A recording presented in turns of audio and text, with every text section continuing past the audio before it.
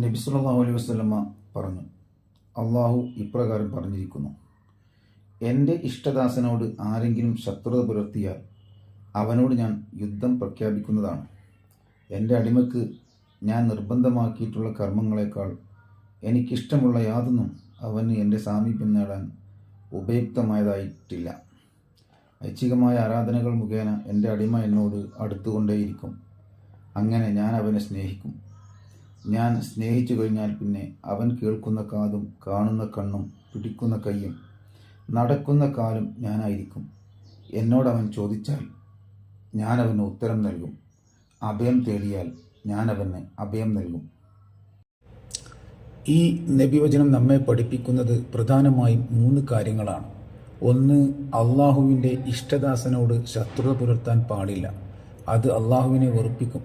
2. അള്ളാഹുവിൻ്റെ അടിമക്ക് അള്ളാഹുവുമായി അടുക്കാനുള്ള ഏകമാർഗം അവൻ നിർബന്ധമാക്കിയ ആരാധനകൾ കൃത്യതയോടെ നിർവഹിക്കലാണ്. 3. അള്ളാഹുവിൻ്റെ ഇഷ്ടം നേടിയെടുക്കാനുള്ള ഏകമാർഗം സുന്നത്തായ ആരാധനകൾ വർദ്ധിപ്പിക്കലുമാണ്.